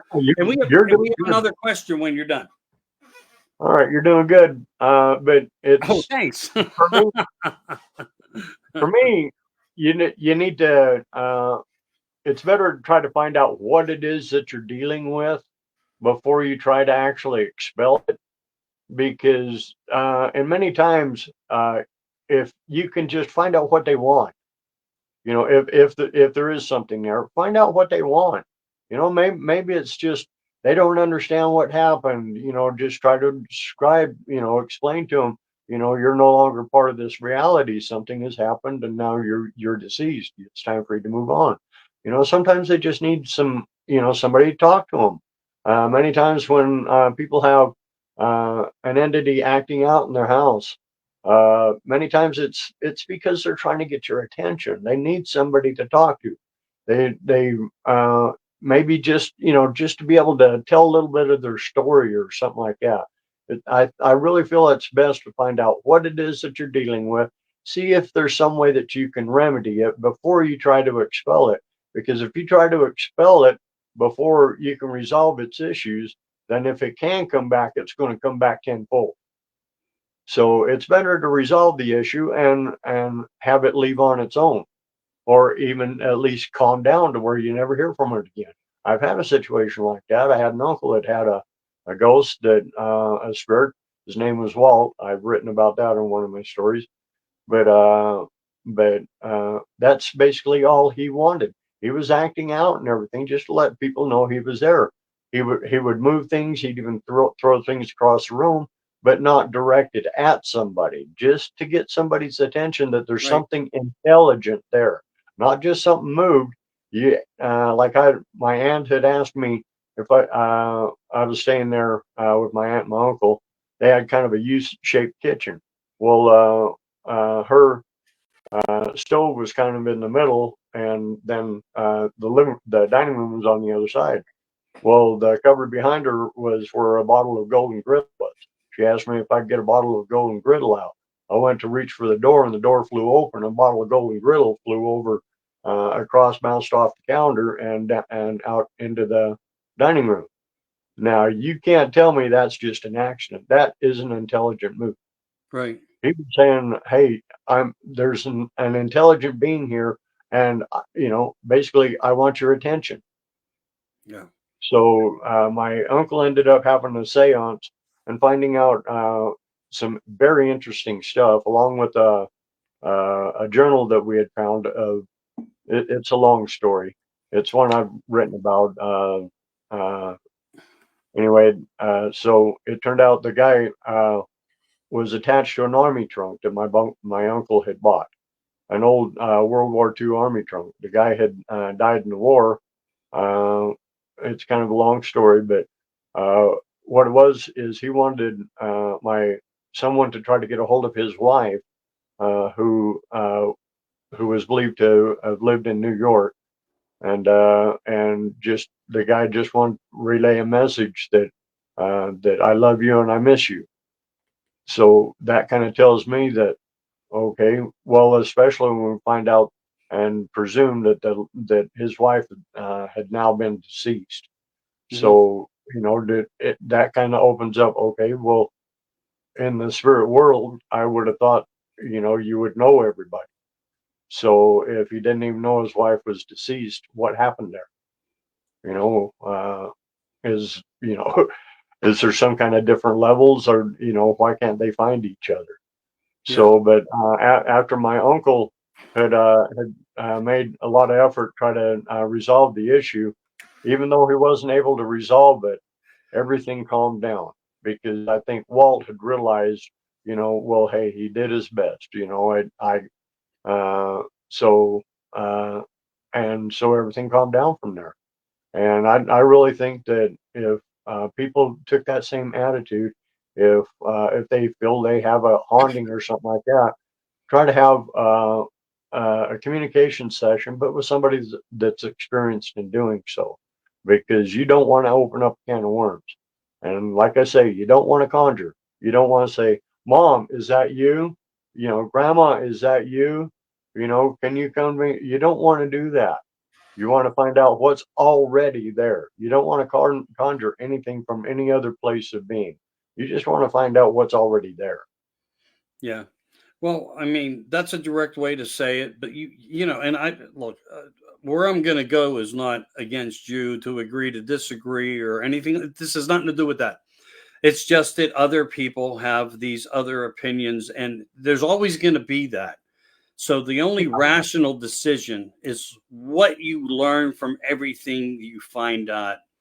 You make and take the steps that would make you feel most comfortable. I think Steve is really a rock star. He's presenting himself in the best way he can with your interest, and I hope we have been able to give some guidance to you through this Art Bell dedication of the paranormal and supernatural, because there's a lot of it around us. Do the best you can. We wish you well on all that. Joe Fox says, this is a fantastic show tonight, brother. Well, thank you so much. And by the way, everybody, you're listening to the Oracle Talk Radio Network. I am Michael Anthony. This is the America Disclosing Uncensored, where we try to disclose everything. The show that talks about everything. I really try to do that. I dedicate myself to do it, to bring on people, to make creative content and discussions. I think we've done it. Now, one of the other things that we have here, and maybe we can talk about this, I don't know. I have some knowledge about what is on the board. I don't know if you're reading it there, brother. It says on Ancient Aliens, Giorgio's show, they built a. I'm sorry, I shouldn't have put through that in there. Hello, Giorgio. Long story. I'm not going to say why I said that, but anyway, it's a hoot. On Ancient Aliens, they built a model of Ezekiel's will according to the Bible's measurements, and yeah, and we know about how the measurements go, and the boxes and the things carried through the deserts and all that, and some little gold planes that were duplicated that were found and they flew. It's a very good possibility that somebody out there really was able to do this and that it flew.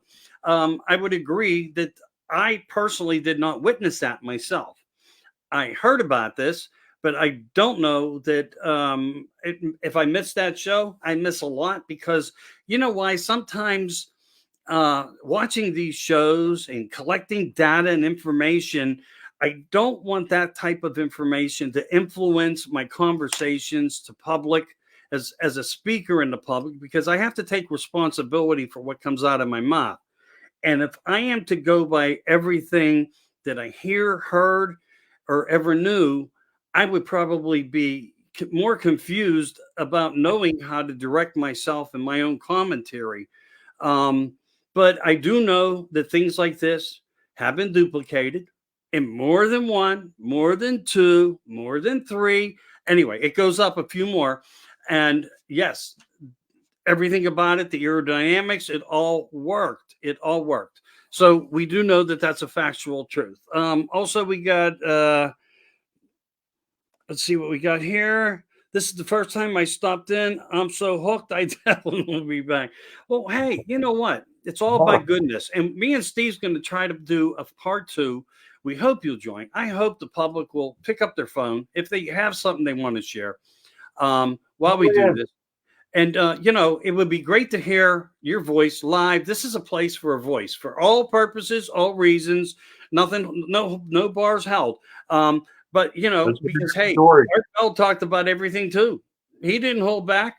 We're just in a different time where they're trying to put fear and instill fear into us, but we won't let that happen. Although some of the dedication tonight was around a lot of his guests and the focus points of it is October. It's always a great time. Don't let paganism control your decisionisms of what you want to do and how you were raised. Decorate your house for if you want to call it a holiday or a celebration for the children.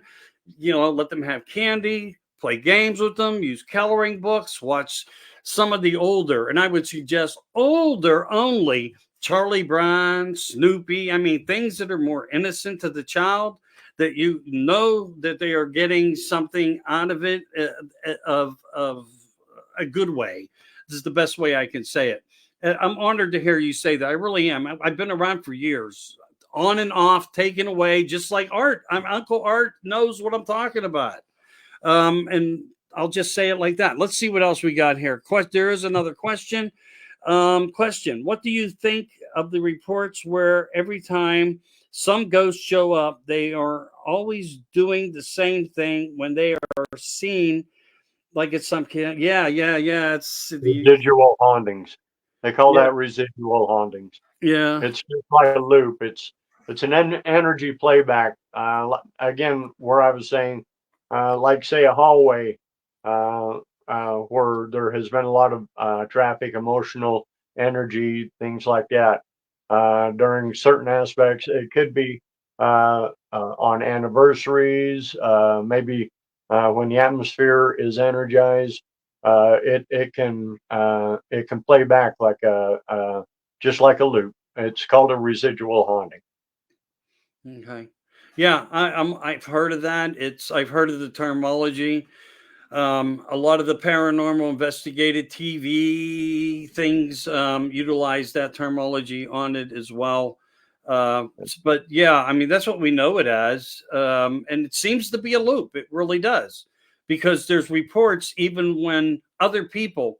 So let's say it's in a museum and there's a report of a haunting, and the funny part of some of those hauntings are exactly the loop. Everybody describes the same thing, or the lady's always on the steps, then turns around, walks away. They only see that fragment of it, of that environmental recording and it's just like a magical place that can do that. It's all of the energies and uh, fragments of the structure. Something about it creates it. And we as people develop things that are able to duplicate it, and that's how we know supernatural is real. And that's how we know the government does what they do to create other things that we now learn about, and it's part of our lives, but we don't always remember it. So I just thought I'd throw that in there. Stephen Michael, have you ever heard of Sharon Day? I believe I did. I don't know why. Can you remind me anything more about that? I mean, I just want to be perfectly honest, Yeah. because if I don't, I'll admit to it. But there is something about the name, but I don't know why. We'll get back to that one because I'm not sure. Maybe we'll have to answer it on the next show.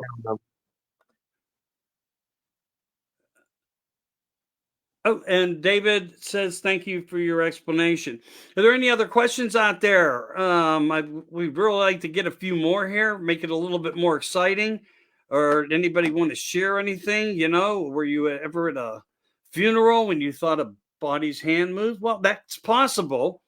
I'm only bringing it up not to be funny. To be perfectly honest with you, my family owned funeral homes. Bodies do move. There's things that can happen, even after the procedures of preparations and so forth like that. But have you witnessed anything like that? Put it up on the screen. Let us know. Anything UFOs? Is there something that you couldn't identify in the sky?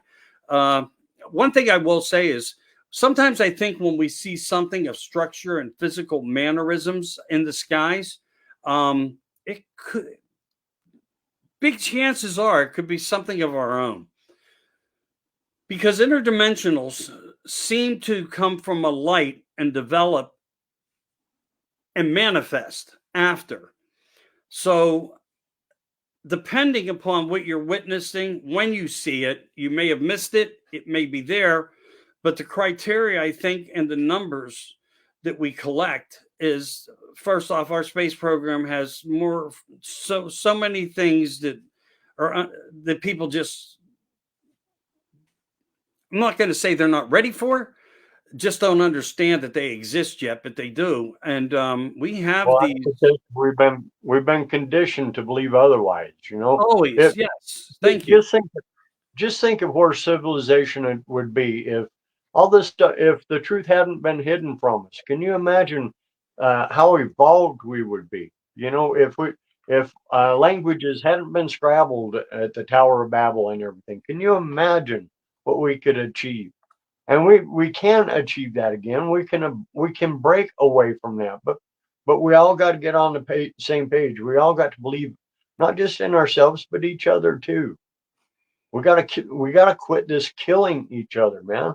Let's start believing each other. Let's start helping each other. Let's start uh, raising each other up. Instead of putting each other down.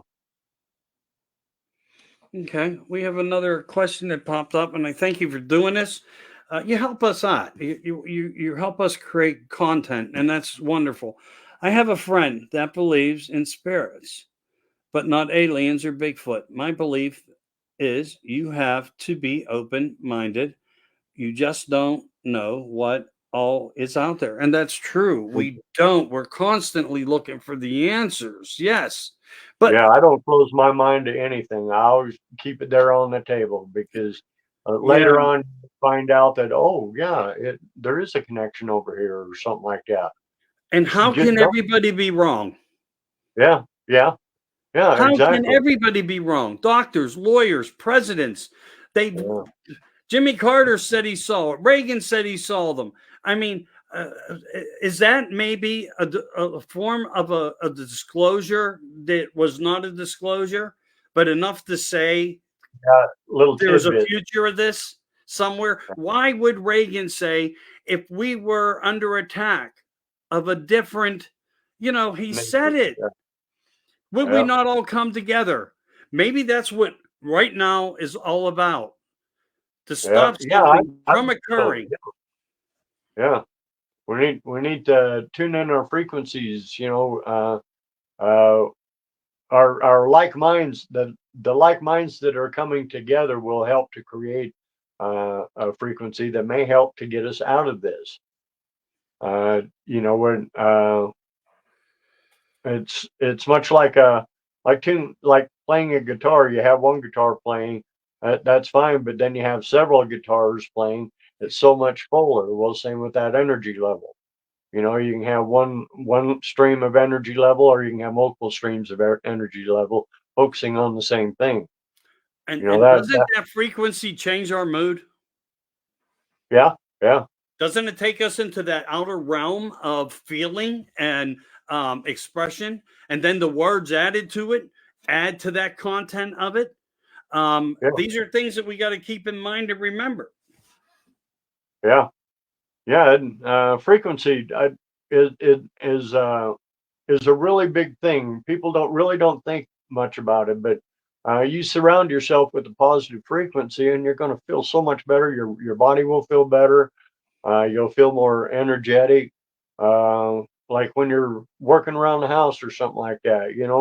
Uh, put on some foot tapping music, some upbeat music, not some killing music, rap music, something like that. Makes you want to stomp on things or whatever.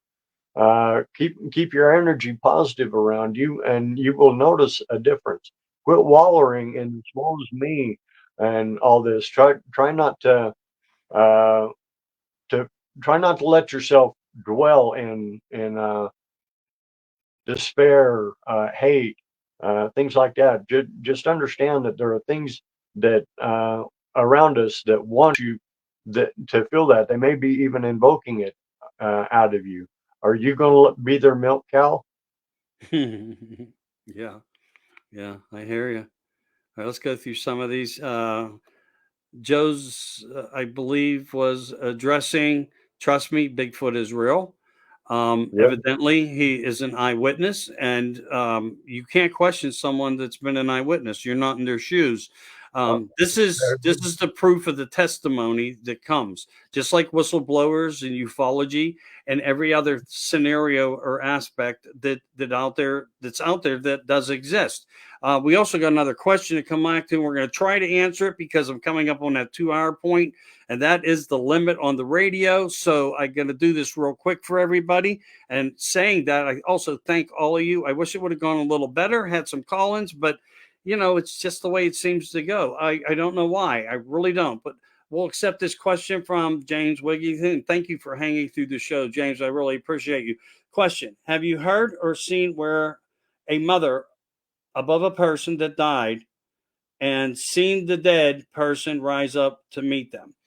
Um, I want to just say this real quick, and I've witnessed things through infrared cameras and so forth, and sometimes city surveillance cameras where a glitch in the matrix of some form of something happens in the ether of this energy that we all have. And it's no different when you are put to sleep or you pass away on a table through a surgical procedure and you come back, they revive you and you tell them everything that happened. So I'm a believer of that this is possible. Do you want to answer that real quick? Because we only have 3 minutes remaining.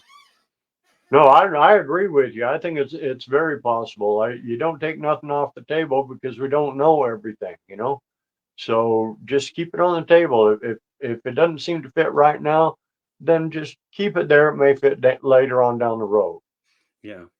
And I promise to address everybody that and anything that we didn't get to. Hopefully, we'll be able to do something Devil's Night around there, something to push back positivity and focus into the world with discussions like this of that are enjoyable because we are all open to the subject matter. Yeah. That's how we get ahead. So we have something here also on. Does Steve believe in manifesting and in particular money? Uh, you can project out a more positive life uh, to you in your attitude. You start hanging around the right people. That in itself, well, they tell you that anyway. If you want to move up, then you hang around with people that are already moved up or moving up. Because you help, you kind of absorb their energy level. You kind of raise your frequency up to their level. So being around people that are more prosperous and stuff can help to tune your energy to it to draw that in. Right. You draw in what you put out. If you're going to put out negative energy and as well as me, and you're going to believe yourself to be poor and that you're not going to be able to get out of this hole, then there's a good chance you won't.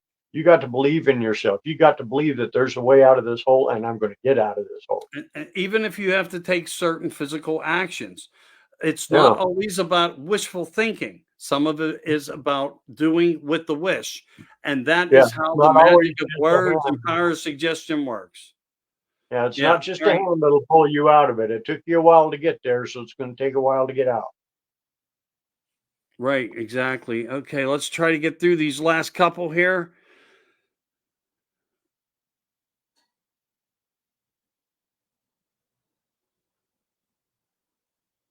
Taylor was not. I don't know. Are you talking about President Nixon and the Jackie Gleason thing? I'm not exactly sure what that is.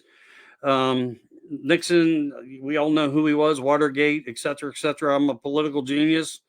I can guarantee you that. I don't know where you're going with it. I apologize. I really don't know. It might have been. So I think it's just room chatter, maybe. I saw if I had to take a second look, I was sure I was hovering over my own place. I don't know what that is. Maybe hovering over your own body. Maybe they Yeah, had that astral experience. projection, possibly. Yeah, I don't know, but I just hit the 2 minutes. Thank you, everybody. Steve, I appreciate you. I'm not trying to cut you off. We are at that time. I want to thank everybody for listening to the Oracle Talk Radio. Listen, check out Oracle. If you like podcasts, you like different subject matter, turn it on. Follow, at least follow. Look into it, okay? Let them know I sent you. That's my job, to send you. Doesn't cost anything to look. So please like, share, follow. Say hello to the shows. Check into some of the informational formats like this one here, America Disclosing, Uncensored, America in Crisis. At times I do them. Tomorrow night I will be on with Roy. Really great guy. Has a podcast out of Georgia. It's going to be total political. I am going to be hot under the collar. I guarantee you. And outside of that, I have a big show coming up with Russell Easterbrooks, Daryl Denton, Carter Bashar, book authors, people with feet on the ground. Bigfoot, we're coming for you. Thank you, everybody. I will post what's coming next, and you'll probably see me and Steve. We just need to get a date and time together. We appreciate you all. Have a great and blessed night. Thanks. Peace.